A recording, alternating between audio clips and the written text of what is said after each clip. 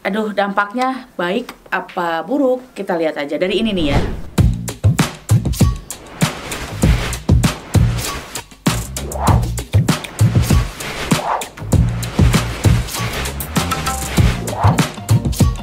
Hai Neti, kembali lagi bersama Amburosa di sini dan di sana kalian para netiku tersayang. Neti, makasih deh ya sebelumnya komentar-komentar dari kalian. Aduh, aku bebenah terus, kenapa sih? Nggak tahu. Ini aja saking bahagianya dengan komentar-komentar kalian yang masuk. Dan salah satunya di sini aku nggak sebutin deh ya. Ada yang bilang begini, aku semalam itu nggak loyo loh. Aku dalam semalam itu bisa 5-6 kali muncrat katanya gitu ya, mencapai puncaknya, orgasmenya. Ini laki-laki ya.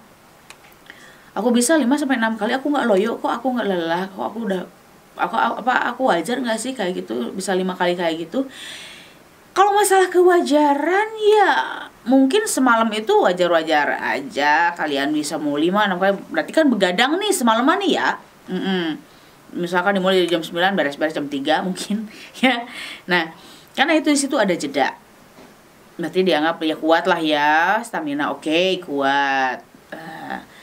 Dan kalau dari segi kuat, kalian sebagai laki-laki oke, kuat, mampu. Tapi yang dikhawatirkan itu kalau misalkan dari jeda waktu yang sebentar udah keluar, sebentar udah keluar, itu berarti kamu punya penyakitan ya. Maksudnya bukan penyakitan, punya bermasalah lah ya dengan ejakulasi dini tanpa hasil tuh ya. Nah, gitu. Perlu dipertanyakan. Tapi kalau memang semalaman nih kalian bisa 5-6 kali gitu kan muncrat, kenapa enggak? Cuma kalau yang harus kalian pertimbangkan dampak dari ini loh. Memang kalau misalkan orgasme ataupun mencapai puncak kenikmatan itu baiknya ada ya gitu kan. Memang dianjurkan dari segi kesehatan juga, seminggu bisa 3 kali 4 kali itu udah bagus ya untuk kesehatan. Tapi kalau misalkan terus seperti ini, kadang mungkin melebihi waktu yang seharusnya dilakukan gitu kan ya, sampai berjam-jam, misalkan dari jam 9 sampai jam 2 pagi, jam 3 subuhan gitu kan ya, itu kan udah terlalu over gitu kan ya. Dan dampak apa saja yang bisa kalian rasakan, baik kamu sendiri ataupun pasangan kamu, istrinya gitu kan. Yang pertama, yang jelas stamina kamu akan turun ya, dampaknya pasti. Dan yang berikutnya, kamu kepikir gak sih kalau terus-terusan kayak begitu, terus-terusan gitu ya, gesek terus, maju mundur cantik gitu kan ya, pasti lama-kelamaan, apalagi yang namanya perempuan sih ya, kalau udah lelah kadang untuk pelumasnya itu berkurang ya. Kamu gak sedia pelumas, ya bisa jadi luka, lecet lah gitu kan ya. Itu dampaknya yang kurang bagusnya ya. Kamu harus memikirkan juga, bukan hanya kenikmatan sendiri tapi pasangannya ya. Kalau sampai bengkak, lecet, wah itu kan gak bagus lah ya gitu kan. Gimana kalau besok jalannya kayak bebek gitu ya.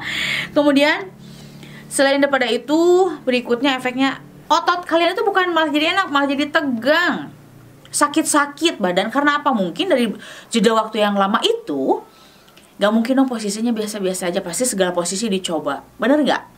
Udah helikopter lah, entep sendok lah gitu kan ya, sorenang badil sana gitu ya, gitu kayak baling-baling lah gitu kan dan sebagainya lah, dengan berbagai macam gaya. Pasti badan itu sakit, udah balik kiri, balik kanan, tengkurap, udah posisi kayak ayam yang dibekakak gitu kan ya. Pokoknya pasti hasil akhir besok itu bukan malah enak. Kalau segala berlebihan itu pasti badan tuh sakit, otot-otot tuh pada tegang ya, nggak bagus kan. Kemudian juga ini bisa mengakibatkan ISK buat ceweknya alias istrinya, infeksi saluran kemih.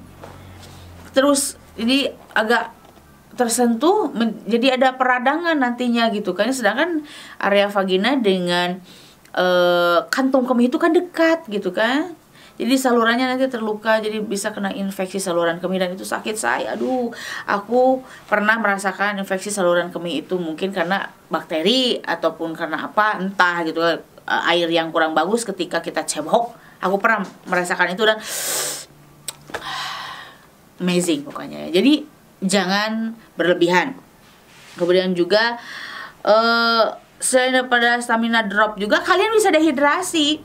Karena ketika kalian bercocok tanam ini kan keringat tuh ya yang berlebihan. Kadang minum cuman berapa teguk gitu kan udah kerja lagi.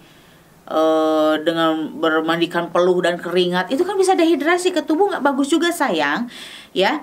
Pokoknya apapun juga yang kalian lakukan itu, kalau dengan porsinya, dengan takarannya itu baik hasilnya. Tapi kalau segala hal yang berlebih pasti nggak akan baik hasilnya.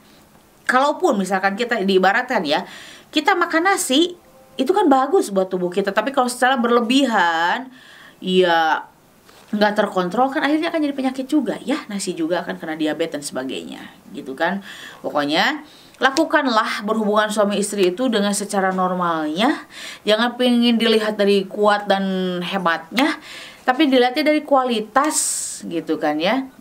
Ketika berhubungan suami istri itu sesuai dengan yang dianjurkan para dokter, kita bisa searching banyak lah ya untuk keterangan yang lebih baiknya harus berapa kali dalam seminggu, harus gimana-gimananya. Banyak sekarang kita bisa di medsos untuk mencari informasi tentang itu gitu kan ya.